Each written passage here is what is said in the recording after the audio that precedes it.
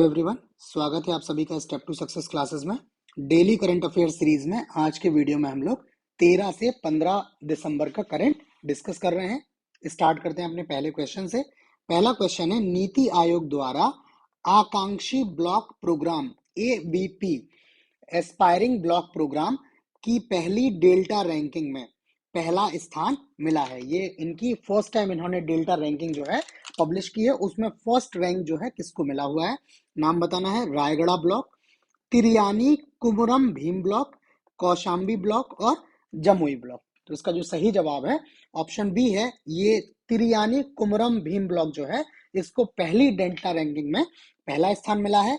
ये तेलंगाना के आसिफाबाद जिले में जो है स्थित है। ठीक है, दूसरा स्थान जो मिला हुआ है वो उत्तर प्रदेश में कौशाम्बी जिला है। इस कौशाम्बी जिले में कौशाम्बी ब्लॉक है, इस ब्लॉक को क्या किया मिला हुआ है, दूसरा स्थान मिला है। इसके अलावा इन्होंने अक्टूबर 2023 महीने के लिए आकांक्षी जिला प्रोग्राम रैंकिंग की भी घोषणा की है। ये एस्पायरिंग ब्लॉक था, ये एस्पायरिंग डिस्ट्रिक्ट प्रोग्राम है। ठीक है, इसकी रैंकिंग भी घोषणा की है, जिसमें उड़ीसा का रायगढ़ जिला है जिसको पहला स्थान मिला है, और बिहार का जमुई जिला जो है इसको दूसरा स्थान मिला हुआ है। ठीक है, तो इसमें आपके एस्पायरिंग ब्लॉक और एस्पायरिंग डिस्ट्रिक्ट दोनों हो गए। ठीक, नेक्स्ट क्वेश्चन है, हाल में नमो ड्रोन दीदी योजना किस उद्देश्य की प्राप्ति के लिए शुरू की गई है? ऑप्शन है, महिलाओं को लघु उद्योग के माध्यम से लाभ प्रदान करना, महिलाओं को उनकी स्थानीय कृषि आपूर्ति श्रृंखलाओं का अभिन्न हितधारक बनाना, महिलाओं को ड्रोन निर्माण में भागीदार बनाना, और महिलाओं को ड्रोन के माध्यम से निगरानी कार्यक्रम में शामिल करना। तो इसका जो सही जवाब है ऑप्शन बी है। इस नमो ड्रोन दीदी योजना के तहत क्या करना है, महिलाओं को उनकी स्थानीय कृषि आपूर्ति श्रृंखलाओं का अभिन्न हितधारक बनाना इसका लक्ष्य है। थोड़ी सी डिटेल है इसमें योजना के बारे में। ये योजना 30 नवंबर को प्रधानमंत्री श्री नरेंद्र मोदी जी द्वारा जो है लॉन्च की गई है, और इस योजना के तहत जो महिला स्वयं सहायता समूह, विमेन सेल्फ हेल्प ग्रुप्स जो हैं, इनको ड्रोन उपलब्ध कराए जाएंगे, जो इसे किसानों को किराए पर देकर अतिरिक्त आय कमा सकते हैं। ठीक है, ड्रोन से निगरानी जो है वो काफी आसान है, तो ऑब्वियसली कुछ किसान जो है अप्रोच करेंगे इनके माध्यम से निगरानी करने के लिए। बाकी आजकल ड्रोन के माध्यम से दवाइयों का, कीटनाशकों का और उसके अलावा उर्वरकों का छिड़काव भी हो रहा है। ठीक है, तो इस तरह से ये क्या कर सकते हैं, ड्रोन को किसान किराए पर ले सकते हैं, जिससे इन महिला स्वयं सहायता समूह को अतिरिक्त आय मिल जाएगी। ठीक है, नेक्स्ट क्वेश्चन है, भारत का सबसे बड़ा अत्याधुनिक खेल विज्ञान केंद्र कहाँ स्थापित किया गया है? ऑप्शन है लखनऊ, मुंबई, कोलकाता और भुवनेश्वर। तो इसका जो सही जवाब है ऑप्शन डी है। ये उड़ीसा के भुवनेश्वर में जो है पहला ऐसा अत्याधुनिक खेल विज्ञान केंद्र जो है, जो अभी तक का सबसे बड़ा है, इसको स्थापित किया जा रहा है। ठीक है, ये क्या है, खेल विज्ञान केंद्र एथलीटों की विभिन्न आवश्यकताओं को पूरा करने के लिए डिजाइन किया गया है। इसके साथ यहाँ पर चोट प्रबंधन, जो इनको इंजरी हो जाती है, इसके बाद इनके पुनर्वासन, पुनर्प्राप्ति और प्रदर्शन को बढ़ाने में भी ये क्या करेंगे, मदद करेंगे। उसके अलावा भी इसमें काफी कुछ काम है जो डिटेल्स लिखी हैं। अगर आप ये डिटेल्स चाहते हैं पीडीएफ के फॉर्म में हम आपको प्रोवाइड कर देंगे। ये टेलीग्राम ग्रुप का यूजर नेम दिया हुआ है, बाकी वीडियो डिस्क्रिप्शन में भी टेलीग्राम का लिंक है, वहां से आप ये ग्रुप ज्वाइन कर लीजिए और पीडीएफ वहां से ले सकते हैं। नेक्स्ट क्वेश्चन है, किस देश द्वारा नई परमाणु ऊर्जा संचालित पनडुब्बी क्रास्नोयार्क्स, ठीक है, ये इंग्लिश में लिखा हुआ है, और सम्राट Alexander three, emperor Alexander the third का उद्घाटन किया गया है? दो नई जो है न्यूक्लियर पावर्ड क्या है, सबमरीन्स हैं। ऑप्शन है अमेरिका, ऑस्ट्रेलिया, फ्रांस और रूस। तो इसका जो सही जवाब है ऑप्शन डी है। ये रूस ने हाल में इस नाम से दो न्यूक्लियर पावर्ड पनडुब्बियों का उद्घाटन किया है। रूस के जो राष्ट्रपति हैं व्लादिमीर पुतिन जी, इन्होंने इसका उद्घाटन किया हुआ है, जिसमें जो सम्राट अलेक्जेंडर थ्री जो है ये बोरेई श्रेणी की 7वीं पनडुब्बी है, जबकि क्रॉसनोयार्क्स जो है ये यासेन टाइप की या यासेन श्रेणी की परमाणु ऊर्जा से संचालित होने वाली पनडुब्बी है। नेक्स्ट क्वेश्चन है, संयुक्त सैन्य अभ्यास विनबैक्स 2023 का आयोजन किन दो देशों के बीच किया जा रहा है? भारत और वियतनाम, बांग्लादेश और वियतनाम, भारत और म्यांमार, मलेशिया और वियतनाम। तो इसका जो सही जवाब है आपका ऑप्शन सी है। ये सॉरी, इसमें जो है आपका ऑप्शन ए जो है इसका सही जवाब है। ये भारत और वियतनाम के बीच का क्या है, संयुक्त सैन्य अभ्यास है। ठीक है, यहाँ पर आपका जो है सी गलत लिख गया है, ये ए होना चाहिए था। इसका आयोजन जो किया जा रहा है वो 11 से 21 दिसंबर के बीच में इसका आयोजन वियतनाम के हनोई में इसका आयोजन हो रहा है। ये जो आयोजन है ये सबसे पहली बार वर्ष 2018 में ये स्टार्ट किया गया था। ये वार्षिक प्रशिक्षण कार्यक्रम है, मतलब हर साल ये होता है और ये भारत और वियतनाम के बीच क्रमशः होता है। लाइक अभी 2023 में वियतनाम में हो रहा है, तो 2024 में ये भारत में होगा, फिर 25 में फिर वियतनाम में होगा। इस तरह से ये क्रमशः होता रहता है और इसका जो उद्देश्य है वो सहयोगात्मक साझेदारी को बढ़ावा देना और अंतर संचालन संचार को बढ़ावा देना इसका जो है उद्देश्य है। ठीक है, नेक्स्ट क्वेश्चन बताने से पहले मैं आपको बता दूं कि यूपी पीसीएस की अभी दो जो हैं वो बहुत महत्वपूर्ण परीक्षाएं आने वाली हैं। एक तो आरओ एआरओ की परीक्षा है जिसको रिव्यू ऑफिसर और असिस्टेंट रिव्यू ऑफिसर के नाम से जानते हैं। ये परीक्षा अभी फरवरी में शेड्यूल है, फरवरी 2024 में। इसके अलावा यूपी पीसीएस की जो प्रीलिम्स की परीक्षा है प्री 2024, ये परीक्षा भी स्टार्ट होने वाली है। तो इन दो परीक्षाओं को ध्यान में रखते हुए एक करंट अफेयर्स की सीरीज भी हमने स्टार्ट की है। प्रैक्टिस सेट्स हैं ये करंट अफेयर्स के, ठीक है, जिसमें 50-50 क्वेश्चंस के आपको कई सारे प्रैक्टिस सेट अवेलेबल कराए जा रहे हैं। पिछले साल भर के करंट को इसमें हमने डिस्कस किया है, जो मोस्ट इंपॉर्टेंट क्वेश्चंस हैं रेलिवेंट डिटेल्स के साथ हैं। तो जो लोग इन परीक्षाओं में अपियर होने वाले हैं वो ये जो है वीडियोस वहां से देख सकते हैं। इसमें कुछ वीडियो अपलोड हो चुके हैं और लगातार ये वीडियोस जो हैं वो अपलोड होते जाएंगे। ठीक है, अगला क्वेश्चन देख लेते हैं।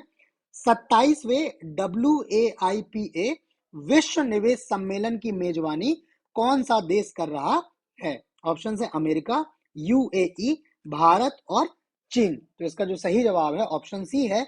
ये 27वें WAIPA विश्व निवेश सम्मेलन या वर्ल्ड इन्वेस्टमेंट कॉन्फ्रेंस जो है इसकी जो मेजबानी कर रहा है भारत कर रहा है। इसका आयोजन जो है वो 11 दिसंबर से नई दिल्ली में, और ये आयोजन जो है वो 4 दिवसीय सम्मेलन है, 4 दिन चलेगा। और ये विश्व निवेश सम्मेलन जो है ये पहली बार भारत में आयोजित किया जा रहा है। इसके पहले भारत में आयोजन इसका नहीं हुआ था। बाकी ये WAIPA है, इसका फुल फॉर्म भी हमने यहाँ आपको बताया है, world association of investment promotion agencies. ठीक है, ये WAIPA का फुल फॉर्म है। अगला क्वेश्चन है, जलवायु परिवर्तन सूचकांक 2023 में भारत किस स्थान पर रहा है? ऑप्शन है 10वें स्थान पर, 9वें, 8वें और 7वें। तो इसका जो सही जवाब है ऑप्शन डी है। भारत जो है वो जलवायु परिवर्तन सूचकांक 2023 में 7वें स्थान पर रहा है। ये रिपोर्ट जो आई है वो 8 दिसंबर को, जो अभी COP28 चल रहा है, उस COP28 के दौरान एक रिपोर्ट जारी हुई है जिसके तहत ये बताया गया है। ठीक है, बाकी जो है एक और अच्छी चीज है कि भारत अभी भी जलवायु परिवर्तन की दिशा में सबसे अधिक प्रयास करने वाले देशों की सूची में बना हुआ है। भारत का कमिटमेंट है जलवायु परिवर्तन की दिशा में क्या है, पॉजिटिवली जो है अपना कार्य करने का। ठीक है, उसको जो है ये यहाँ पर स्वीकार्यता दी गई है। ठीक है, इस सूचकांक में जो है चीन 51वें स्थान पर और अमेरिका 57वें स्थान पर है। ठीक है, नेक्स्ट क्वेश्चन है, मानवाधिकार दिवस कब मनाया जाता है? ह्यूमन राइट्स डे कब मनाया जाता है? ऑप्शन है 12 दिसंबर, 10 दिसंबर, 14 दिसंबर और 16 दिसंबर। इसका जो सही जवाब है ऑप्शन बी है। प्रति वर्ष 10 दिसंबर को जो है वो मानवाधिकार दिवस के रूप में मनाया जाता है। ये क्या है, लोगों को सामाजिक, सांस्कृतिक और भौतिक अधिकारों के बारे में जागरूकता बढ़ाने के लिए ये मनाया जाता है। और इसका जो वर्ष का विषय है मानवाधिकार दिवस का वो है सभी के लिए स्वतंत्रता, समानता और न्याय। ये मानवाधिकार दिवस है, ये बहुत ज्यादा इंपॉर्टेंट है, ये कई बार पहले पूछा जा चुका है, इसलिए इसका थीम मैं आपको बोलूंगा कि आप इसका थीम भी एक बार याद कर लीजिएगा। ठीक है, नेक्स्ट क्वेश्चन है, IBM द्वारा पहली बार 1000 क्यूबिट क्वांटम चिप किस नाम से जारी की गई है? यूनिमोन, कॉन्डोर, एक्समोन और ट्रांसमोन। तो इसका जो सही जवाब है ऑप्शन बी है। ये कॉन्डोर नाम से IBM ने पहली बार क्या की है, 1000 क्यूबिट क्वांटम चिप जो है इन्होंने अनावरण किया है। ठीक है, बाकी इसमें एक एडिशनल फैक्ट ये है कि क्वांटम कंप्यूटर जो है वो कुछ ऐसी गणनाएं करने में, कुछ ऐसी कैलकुलेशन या प्रोसेसेस करने का वादा करते हैं या इनको कर सकते हैं केपेबल हैं, जो पारंपरिक कंप्यूटरों की पहुंच से परे हैं। जो ट्रेडिशनल कंप्यूटर हैं जो हम लोग यूजुअली देखते हैं, उन कंप्यूटरों की पहुंच से ये परे हैं। ठीक है, तो जो बहुत स्पेशल टाइप की काम होते हैं वो यूजुअली क्वांटम कंप्यूटर्स पे ही होते हैं। ठीक है, नेक्स्ट है आसियान महिला शांति रक्षकों के लिए भारतीय सेना द्वारा टेबल टॉप अभ्यास TTX का आयोजन किया गया है। राजस्थान, लद्दाख, नई दिल्ली और अरुणाचल प्रदेश। तो इसका जो सही जवाब है ऑप्शन सी है, ये नई दिल्ली में ऐसा आयोजन किया है। 4 से 8 दिसंबर 2023 तक नई दिल्ली के मानेकशॉ सेंटर में इसका जो है आयोजन किया गया है।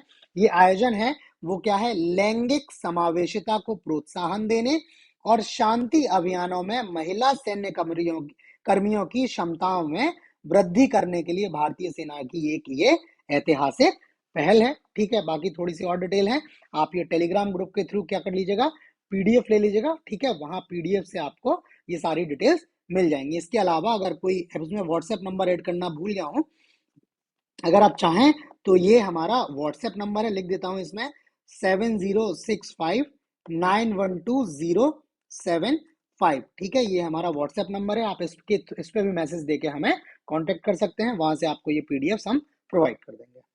नेक्स्ट है हाल में चर्चित 4E वेव। ठीक है, 4E वेव में कौन सम्मिलित नहीं है? पहला है पर्यावरण मित्रता या इको फ्रेंडलीनेस, अर्थव्यवस्था या इकोनॉमी, सशक्तिकरण या एम्पावरमेंट, और कुशलता या एफिशिएंसी। तो इसका जो सही जवाब है ऑप्शन डी है, ये कुशलता जो है ये 4E वेव में शामिल नहीं है, बाकी तीन जो है शामिल है। चौथा जो है कुशलता के स्थान पर शिक्षा या एजुकेशन है। ठीक है, इस आंदोलन का जो उद्देश्य है वो समुदायों और व्यक्तियों के बीच ऊर्जा संरक्षण, एनर्जी कंजर्वेशन के बारे में जागरूकता बढ़ाना है, साथ ही टिकाऊ गतिविधियों को प्रोत्साहित करना भी है। ठीक है, बाकी ये चार घटक मैं आपको ऑप्शंस में डिस्कस कर चुका हूं, और ये युवाओं के नेतृत्व वाली एक पहल है। ठीक है, इसमें यूथ जो है वो पार्टिसिपेट करेगा।